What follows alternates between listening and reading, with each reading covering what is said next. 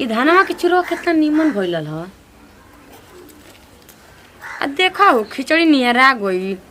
आई कहिए चूरा कुटाई जाना ननद लोग के खिचड़ी गई न तिलवा बनाए न तिल कुटिया गई। सही में कहला कि हम तिले पर जूरा बांध नहीं जा जे खिचड़ी रही तो हाई ले आओ हाउ ले आओ तो खिचड़ी ले जाए के बाद हेजा करे के बाटे। सही के घर में ना रहती न तो कुल एकदम सत्यानाश हो जाए कुल सामान में। एगो तो मर्द हमारा औरी बैल नियर बा कोनो बातें नहीं के सुनो। अब बूढ़ऊ के तो गाँव घुमला से तो फुर्सते नहीं खे मिलल ला कि पूरा गाँव का नेता बानो का जानी कहाँ हमार छोटको देवर चल गई बाटे ना रहता कहाँ चल गई जी। तो खाए के टेंशन नहीं है हैं नहीं चूरा खाई उन्हें भैया बा न भैया रो ना उनिया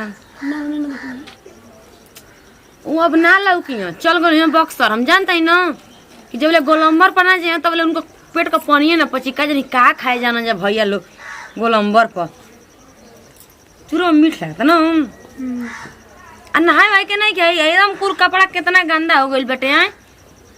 अरे बूढ़ी मुअली हमके का आफत छोड़ के गोइली हो ना नहाए के माना धोए के बटे हैं। परसों नहाइल रहनी गड़ाई में तो परसों गड़ही में नहिले रहनी खिचड़ी एक दिन नहाई आही रे भगवान जैसने बाप वैसने बेटा।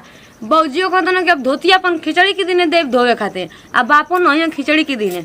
हम जानते हैं वो तो हमारे नियर बा ना तो तनी चिकन चोबड़ा लागत तनी जाने तो वो में लागत कि कौआ हगले बा देही पर।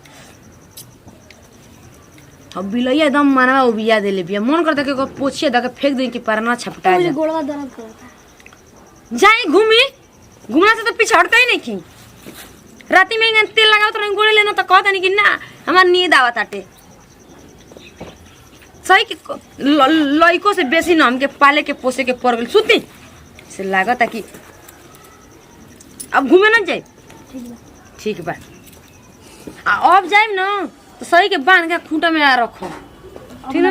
अब ना जाए जैसे लागत है कि घरे आदमी नहीं के लइकन यार पोसी ना पाली ना बूढ़ी छोड़ के चल गई तो हमार ना शौक रहे लड़का पैदा करे के कहीं कि नहीं हमारे देवरे ठीक बटे कहीं जाए के नहीं छे ठीक ना। इतने पढ़े लिखे में तनी दिमाग लगई थी जनती तो पढ़ला लिखला में तो लगता है कि गोबर घोरल बा दिमाग में। ये जब कहता नहीं ना अपनी मर्द की हॉस्टल में डाल दो वो सही कॉली बूढ़ी हमारी लड़का के एकदम माई तमाम निर्जनी हो।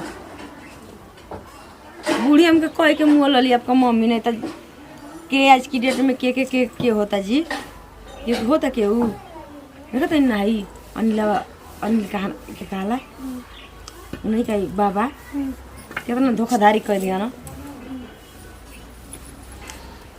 आई हो माई अरे हम जन यहाँ की छोट बा रे बा अजी आपके खोखे खा के ना आवे के खो खा खा के कोबेल हो क्या सब खुला बा तो का करता नहीं जा करे हम तो जन यहाँ के छोट बाड़े आ तू हो होती मुटी लड़का गोड़ दबावत रहली गोड़ का लइका कहता जी पैंट खुलेले नहीं के गोड़ का दबावत रहली तेल होइए नहीं के आ देखी आपका सोच विचार गलत बाटे ठीक ना। कावन की गलत बात देखा फिर बोला जाई माई सामान हो ठीक ना सुन ले सामान आई हो बा जब मैंने तब बोल अजी आ चूरा रोना कुटे तो खिचड़ी के नहीं जाई बेटी लोग पहले तू इनका के कूट आ कुटवाव जब तारा तोनिको बुझाते नहीं के पहले हट्टी मुट्टी लड़का के तू है जब बताओ कि क्या तारे मार गली में आवाज आई लागल बा केहू देखी त का करी इनके देवर के से थोड़ी जानते हम लगन के मर लइका हूं तो समझाओ तो नहीं घूमना से का होखे वाला बा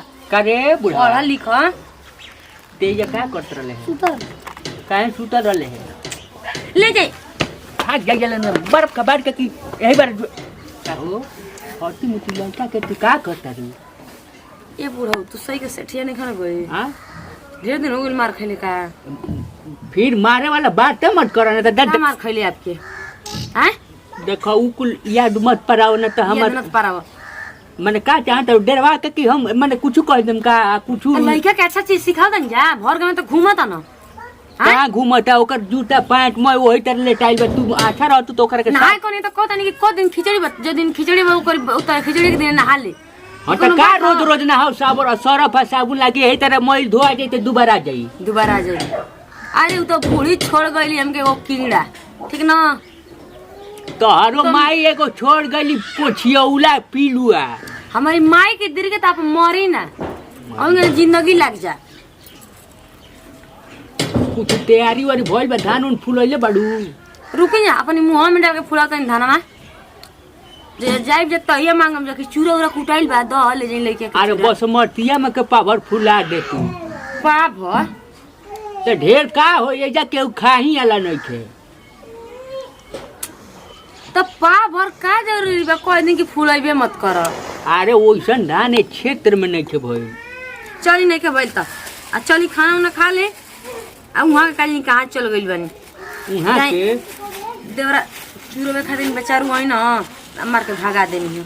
हनु हम मार के भगावतनी तहार जौन अब हम आवे तो हम का कहीं या ना कहीं। हमरे रहन पता सब दुनिया ही टूटल बा। होई देखो हो हटी मुटी लइकन के तो बुझाता कि जियान को के रख दी हस। आ कुंवार कांच लइका बा ए सरवा के छान के हमरा रखे के पड़ी ना त कहीं ऊंच नीच हो गइलू तो फिर हम केने मुंह देखाई।